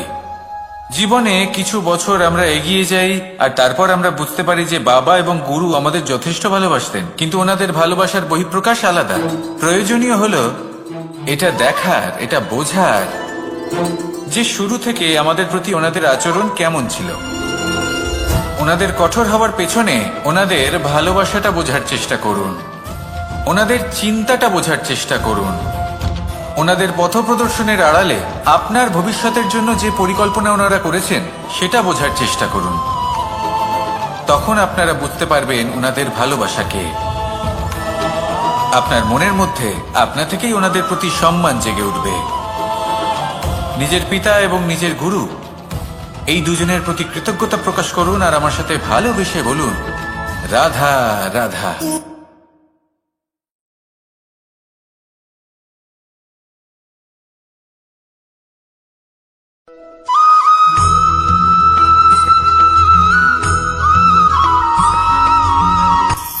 কখনো কোনো বাগানের কোনো বৃক্ষকে দেখেছেন যেখানে সুগন্ধি ফুল থাকে, রসালো ফল থাকে? তখন মন প্রফুল্ল হয়ে ওঠে, মন থেকে সেই বৃক্ষের প্রতি ভালোবাসা জন্মায়। কিন্তু যিনি বাগানের মালিক, শুধুমাত্র তিনিই জানেন যে কিভাবে এই বৃক্ষকে আগলে রাখতে হয়, কিভাবে তার পরিচর্যা করলে এতে সুন্দর সুগন্ধি ফুল হবে, রসালো ফল হবে। কখনো কখনো প্রয়োজনের থেকে বেশি রোদ পেলে এই বৃক্ষগুলি শুকিয়ে যায়, প্রয়োজনের থেকে কম রোদ পেলেও এই বৃক্ষ কিন্তু শুকিয়ে যায়। প্রয়োজনের থেকে কম জল যদি পায়, এই বৃক্ষ শুকিয়ে যেতে পারে।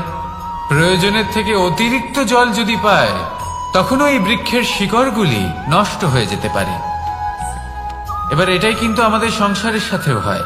আমাদের সংসারের সকল প্রতিভাশালী ব্যক্তি, যেমন লেখক, বিচারক, প্রবক্তা, যোদ্ধা, এদের সবার ক্ষেত্রে এই কথাটাই প্রযোজ্য। যদি বেশি প্রশংসা করা হয়, তাহলেও এরা হারিয়ে যাবেন।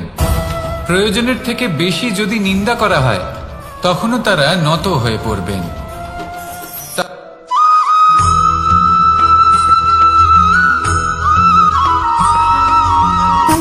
সুখ, দুঃখ এবং শক্তি, এই তিন হলো এই সংসারের ত্রিদেবের মতো। আমাদের জীবনে যা কিছু ঘটছে এই তিনটির ভিত্তির উপরেই হচ্ছে। আসলে এই সংসারের একটা নিয়ম আছে, যখনই আপনি কিছু লাভ করেন, এই সংসার আপনার পরীক্ষা নেয়। এটা জানার জন্য আপনার পরীক্ষা নেয় যে আপনি যা কিছুই লাভ করেছেন, আপনি কি আদৌ সেটার যোগ্য কিনা। ঠিক সেইভাবেই এই সুখ, দুঃখ এবং শক্তি আপনার পরীক্ষা নিয়ে থাকে। যখন সুখ আসে, তখন সে আপনার পরীক্ষা নেয় যে আপনার মধ্যে অহংবোধ জাগ্রত হয়নি তো। যদি অহংবোধ চলে আসে, তাহলে সুখ সেখানেই সঙ্গ ত্যাগ করে। দুঃখ আপনার ধৈর্যের পরীক্ষা নিতে থাকে, আর যদি আপনার মধ্যে ধৈর্য না থাকে, তাহলে এটা আপনাকে আরো বেশি দুঃখের গভীর অন্ধকারে ঠেলে দেবে। সেখানে শক্তি পরীক্ষা নেয় আপনার বিনম্রতার। যদি আপনি বিনম্র না হন, তাহলে হয় এই শক্তি আপনার সঙ্গ ত্যাগ করবে, নয় এই শক্তি বিনম্রতার অভাবে আপনার পতনের কারণ হতে পারে। এই সংসারে যে কোনো ব্যক্তি যিনি এই পরীক্ষায় উত্তীর্ণ হয়ে থাকেন, এই জীবনে তিনি সাফল্য লাভ করেন। আসুন আমার সাথে ভালোবেসে বলুন, রাধা রাধা।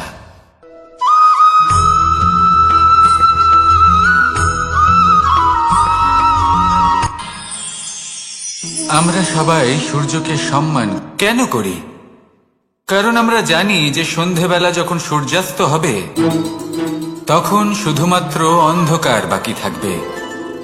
ঠিক কিছুটা এরকমই হয় আমাদের মাতা পিতাও, যিনি আমাদের জন্ম দেন, আমাদের ভরণ পোষণ করেন, আমাদের বড় করেন, আমাদের প্রেম প্রদান করেন। কখনো কখনো তাদের মুখ থেকে কটু কথা নিঃসৃত হয়, আমাদের দুঃখ হয়, কিন্তু তখন আমাদের এটা বোঝা উচিত এগুলি নিঃসৃত হচ্ছে আমাদেরই মঙ্গলের জন্য।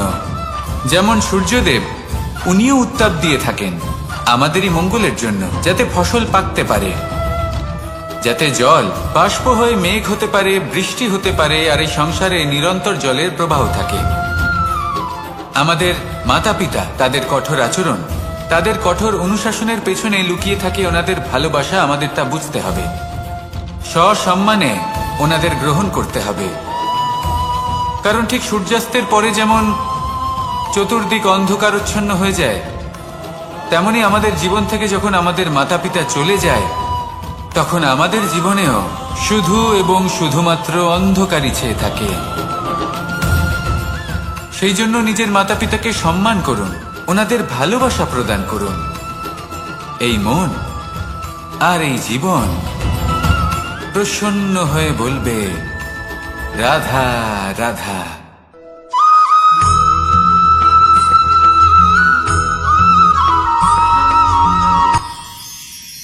মানুষ তার জীবনে দুই ধরনের পরিস্থিতিকে খুব ভয় পায়। এক, কোনো কারণবশত কারোর সামনে নত হওয়া। দুই, কোনো কারণে নিজের চরিত্র থেকে, নিজের মূল্যবোধ থেকে বিচ্যুত হওয়া। এবার কেন হয় এরকম যে কথায় কথায় কারোর সামনে নত হতে হয়? কেন বারংবার নিজের চরিত্র থেকে চ্যুত হতে হয়? এরকম কেন হয়? এটা তখনই হয় যখন আমাদের শিক্ষা এবং মূল্যবোধের অভাব থাকে। যদি মানুষের মধ্যে প্রকৃত শিক্ষা থাকে, তাহলে এই সংসারে কোনো সময় এবং কারোর সামনেই নত হওয়ার কোনো প্রয়োজন নেই। যদি মানুষের মধ্যে মূল্যবোধ থাকে তাহলে তাকে নিজের মূল্যবোধ বা চরিত্র থেকে বিচ্যুত হতে হয় না, তা সে যাই হয়ে যাক না কেন। কোনো বালককে যদি জন্ম থেকেই সুশিক্ষার অধিকারী করা হয়, শিক্ষিত করা হয়, মূল্যবোধের অধিকারী করা হয়, তবে সে এই সংসারে এমন কর্ম করবে যাতে সে নিজেকে, নিজের পরিবারকে, সমগ্র সমাজকে গর্বিত করতে পারে। শিক্ষা লাভ করুন, মূল্যবোধ লাভ করুন এবং আমার সাথে ভালোবেসে বলুন, রাধা রাধা।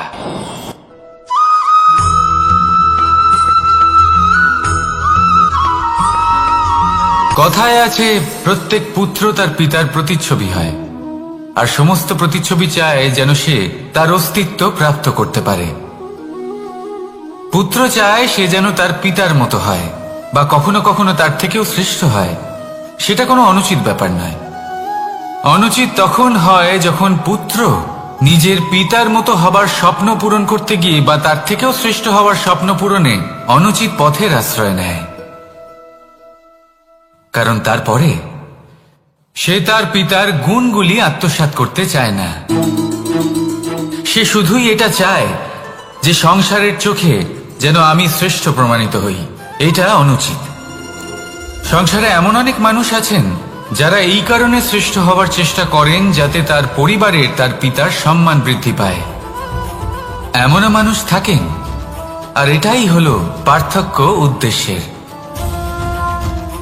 মনে রাখবেন, যদি আপনার উদ্দেশ্য শুভ হয় তাহলে পথও শুভ হবে, যদি আপনার উদ্দেশ্য অশুভ হয় তাহলে পথও অশুভ হবে।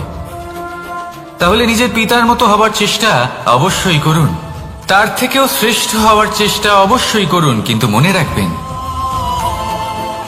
আপনার সংকল্প আর আপনার উদ্দেশ্য এই দুই শুভ হওয়া উচিত। তাহলে আসুন আর আমার সাথে ভালোবেসে বলুন, রাধা রাধা।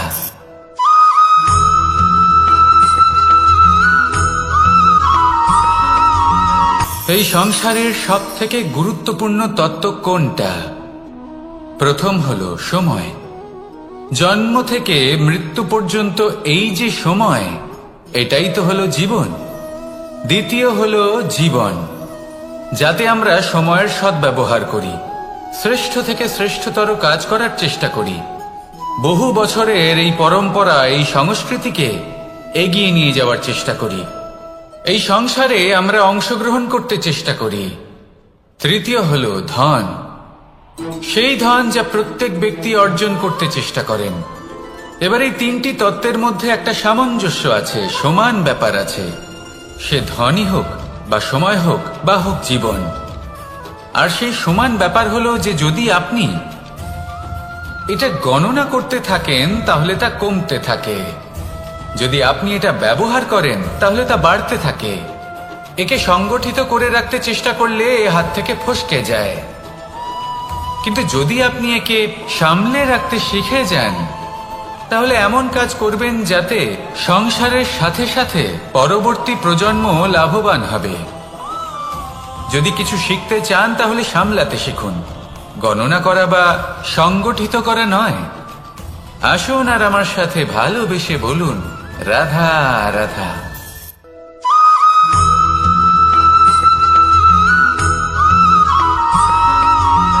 পঞ্চতত্ত্বের মধ্যে দ্বিতীয় তত্ত্ব হল ধরণী, ভূমি, যাকে আমরা ধরণী মাতা বলি। এই ধরণী ধৈর্য ধারণ করে, আর এর ওপরেই আমাদের সমগ্র সংসার নির্ভরশীল। কারণ এই ভূমি সহ্য ক্ষমতা রাখে, এর সহ্য ক্ষমতা হলো অপরিসীম। সন্তান যতই আঘাত প্রদান করুক না কেন প্রেম পূর্বক সহ্য করে, আর তার বদলে অমূল্য রত্ন প্রদান করে। সন্তান যদি হাল চালায় তাহলে তার বদলে তাকে অন্ন প্রদান করে। এটাই হলো ধরণী। এবার এর থেকে আমরা কি শিক্ষা পেতে পারি? এটাই যে কারোর জন্য কিছু করা বা কাউকে কিছু দেওয়া মনে কোনো কামনা ছাড়াই। আর এই কথাটা বুঝে যান, যদি কারোর জন্য কামনা না রেখে বা কোনো পাওয়ার আশা না রেখে কারোর জন্য কিছু করেন বা কারোকে কিছু দেন, যদি এটা আপনি শিখতে পারেন তবে আপনি ভালোবাসতে শিখে গেছেন।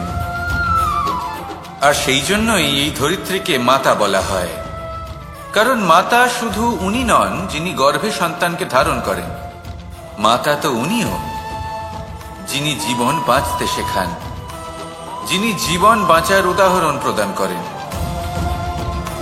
তাহলে ধরনীর থেকে এই নিঃস্বার্থ ভাব শিখুন, নিঃস্বার্থ ভালোবাসা শিখুন, আর এই ভালোবাসার সাথেই বলুন রাধা রাধা।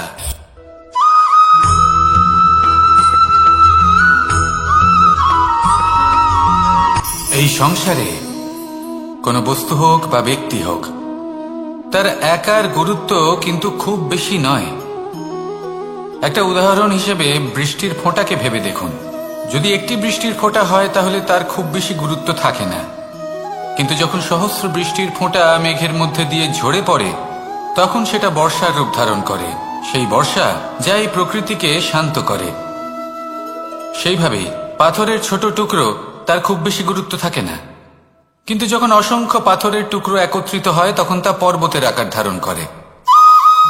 সেইভাবেই কিছু মানুষ যখন একত্রিত হন তখন তৈরি হয় পরিবার, কিছু পরিবার যখন একত্রিত হয় তখন তৈরি হয় সমাজ, যখন অনেক সংখ্যক সমাজ একত্রিত হয় তখন তৈরি হয় রাজ্য।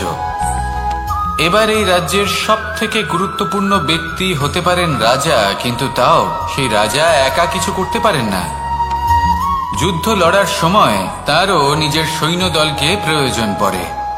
কিন্তু এই সংসারে এমন একজন ব্যক্তি আছেন যিনি একাই সব কাজ করতে থাকেন, এবং সেই ব্যক্তি হলেন মা।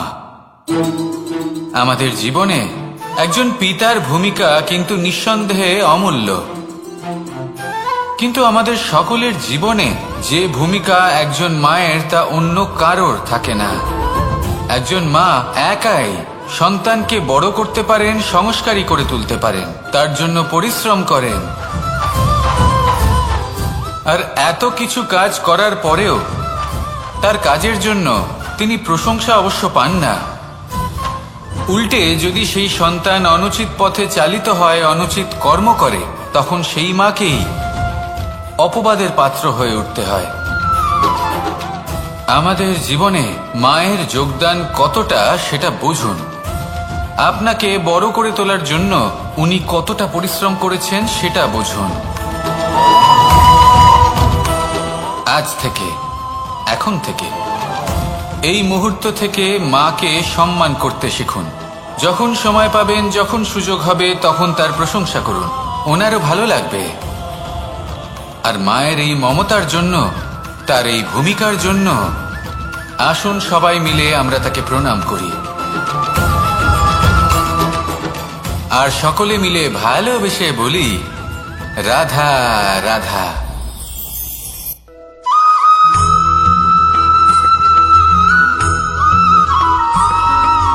মানুষের একটি সমস্যা আছে যে মানুষ সাফল্যকে মাপতে থাকেন, লক্ষ্যপ্রাপ্তিকে মাপতে থাকেন এবং তার তুলনা করতে থাকেন যে ও এত কিছু পেল আর আমি পেলাম না,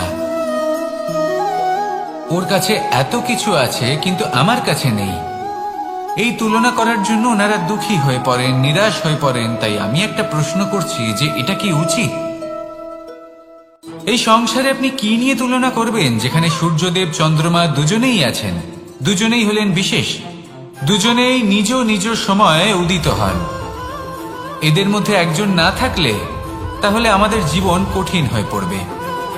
ঠিক সেইভাবেই আপনি যদি একটা বড় রেখা অঙ্কন করেন তাহলে অন্য রেখাটি ছোট হয়ে পড়ে না, সে তেমনই থাকে যেমনটা সে ছিল। আপনার অস্তিত্ব কখনো ছোট বা বড় হতে পারে না।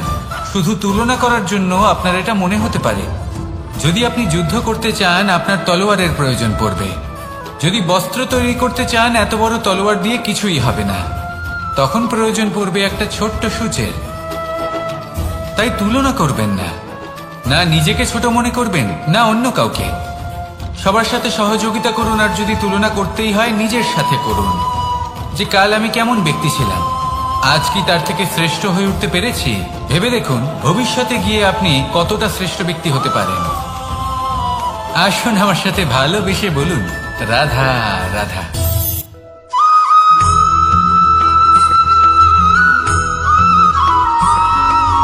জীবনে অগ্রসর হওয়ার জন্য আমাদের কাকে প্রয়োজন হয়? মাতা পিতা, বন্ধু, প্রেম, সাহায্য, অর্থ, পরিশ্রম, আশা। ভিন্ন ভিন্ন মানুষ ভিন্ন ভিন্ন বিকল্প চয়ন করে। যদি আমি আপনাকে বলি তাহলে জয় আর পরাজয়ের মন্ত্র দুটো শব্দের উপর নির্ভর করে, মেনে নেওয়া আর দৃঢ় হওয়া। যদি মেনে নেন তাহলে হেরে যাবেন, যদি দৃঢ় হন তাহলে নিশ্চিত রূপে জয়ী হবেন। যদি কখনো আপনি ক্লান্ত হয়ে ওঠেন, আপনি দুঃখী হন, পুরোপুরি ভেঙে পড়েছেন, তখন মেনে নেবেন না যে আপনি ভেঙে পড়েছেন, নয়তো হেরে যাবেন। তখন উল্টে স্থির করবেন যে যাই হয়ে যাক না কেন আমি জয়ী হবই। আর আপনি দেখবেন যে জয় নিশ্চিত রূপে আপনার কাছেই আসবে। তাহলে এই কথা মনে রাখবেন আর আমার সাথে ভালোবেসে বলবেন, রাধা রাধা।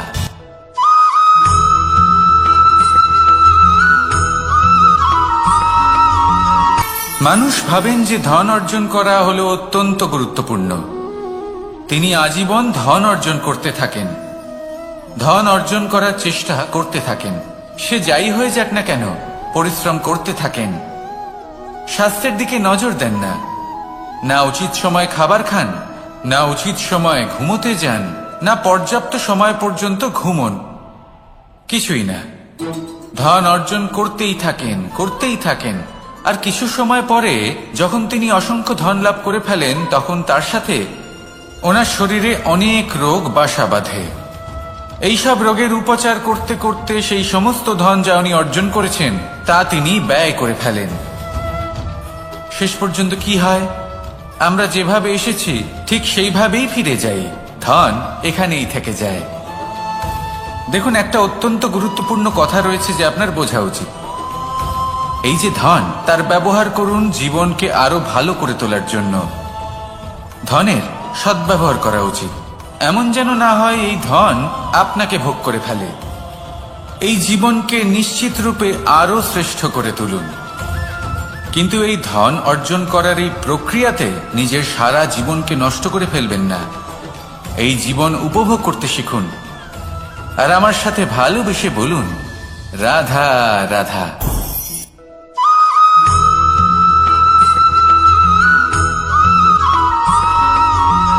এই সংসারে সব থেকে বেশি কোমল বস্তু হলো রেশম।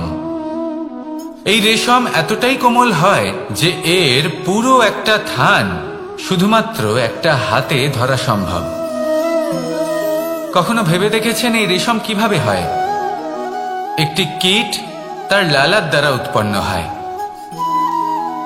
এই কীট সেই রেশমকে পাক দিতে থাকে, পাক দিতেই থাকে, দিতেই থাকে, আর আস্তে আস্তে তার মধ্যেই জড়িয়ে পড়ে। শেষে ওর এই সুন্দর অমূল্য সৃষ্টি রেশমের এই সুতো, তার নির্মাণ কার্য পূর্ণ হয়।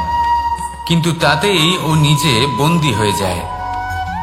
নিজেরই মায়াজালের এই বন্দী গৃহে নিজেই ফেঁসে যায়।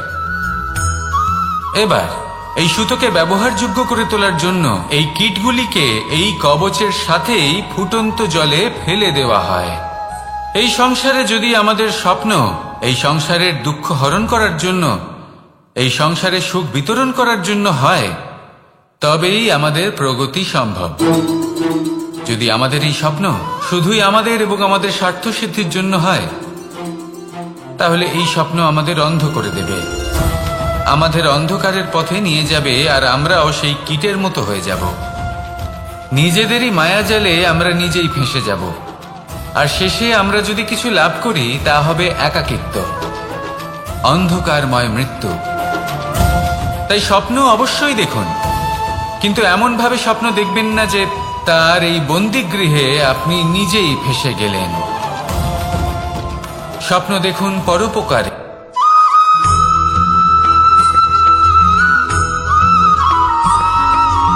কথায় আছে, প্রত্যেক পুত্র তার পিতার প্রতিচ্ছবি হয়, আর সমস্ত প্রতিচ্ছবি চায় যেন সে তার অস্তিত্ব প্রাপ্ত করতে পারে। পুত্র চায় সে যেন তার পিতার মতো হয়, বা কখনো কখনো তার থেকেও শ্রেষ্ঠ হয়। সেটা কোনো অনুচিত ব্যাপার নয়। অনুচিত তখন হয় যখন পুত্র নিজের পিতার মতো হবার স্বপ্ন পূরণ করতে গিয়ে বা তার থেকেও শ্রেষ্ঠ হওয়ার স্বপ্ন পূরণে অনুচিত পথের আশ্রয় নেয়। কারণ তারপরে সে তার পিতার গুণগুলি আত্মসাৎ করতে চায় না। সে শুধুই এটা চায় যে সংসারের চোখে যেন আমি শ্রেষ্ঠ প্রমাণিত হই। এটা অনুচিত। সংসারে এমন অনেক মানুষ আছেন যারা এই কারণে শ্রেষ্ঠ হবার চেষ্টা করেন যাতে তার পরিবারের তার পিতার সম্মান বৃদ্ধি পায়। এমনও মানুষ থাকেন, আর এটাই হলো পার্থক্য উদ্দেশ্যের। মনে রাখবেন, যদি আপনার উদ্দেশ্য শুভ হয় তাহলে পথও শুভ হবে, যদি আপনার উদ্দেশ্য অশুভ হয় তাহলে পথও অশুভ হবে। তাহলে নিজের পিতার মতো হবার চেষ্টা অবশ্যই করুন, তার থেকেও শ্রেষ্ঠ হওয়ার চেষ্টা অবশ্যই করুন, কিন্তু মনে রাখবেন আপনার সংকল্প আর আপনার উদ্দেশ্য এই দুই শুভ হওয়া উচিত। তাহলে আসুন আর আমার সাথে ভালোবেসে বলুন, রাধা রাধা।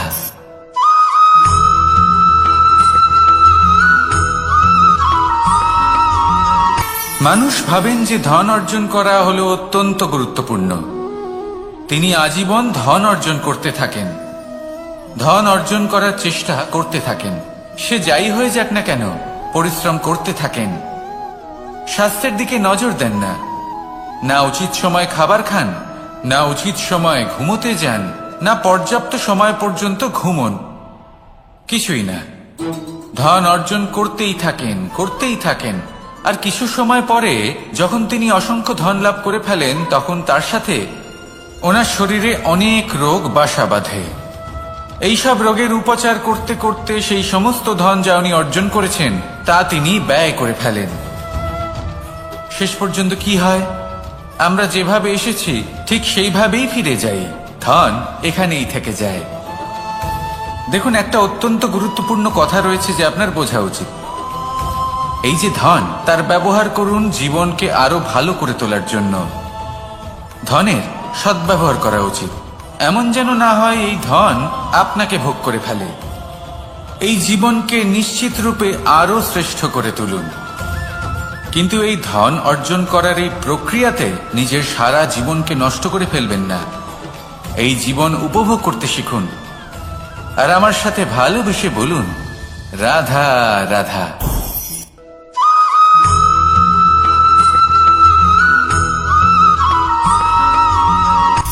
সূচের শেষে একটি ছিদ্র থাকে যার দ্বারা আমরা এই সুতো পরাতে পারি, আর তারপর সূচের সাহায্যে এই সুতো দিয়ে বস্ত্র সেলাই করা যায়। কিন্তু যদি সুতোটা সোজা করে ধরা না হয় তাহলে সূচে কখনো এই সুতো পরানোই সম্ভব নয়। যদি এতে কোনো গিঁট পড়ে তখন তা কখনোই এই ছিদ্র দ্বারা প্রবেশ করা সম্ভব নয়। ঠিক এইভাবেই যদি আপনি কারোর জীবনে প্রবেশ করতে চান, কারোর অন্তরে প্রবেশ করতে চান, তাহলে আপনাকেও সহজ থাকতে হবে। এতে কোনো গিঁট থাকলে চলবে না, অর্থাৎ মনে যাতে কোনো মালিন্য না থাকে, যেন কোনো কুচিন্তা না থাকে। যদি এসব থাকে তাহলে আপনি কখনো কারোর জীবনে প্রবেশ করতে পারবেন না। আর যদি কোনোভাবে আপনি প্রবেশ করেও যান তাহলে তার মনে ঘর করতে পারবেন না। নিজেকে এই সুতোর মতন করে তুলুন, সহজ। মনে যেন কোনো কুচিন্তা না থাকে, সবার প্রতি যেন সদ্ভাবনা থাকে, শুভ চিন্তা থাকে। এমনটা করতে থাকুন। এমন একটা দিন আসবে যেদিন এই সমস্ত সংসারের ব্যক্তির মনে আপনি বাস করবেন, আর তখন এই মন প্রসন্ন হয়ে বলবে, রাধা রাধা।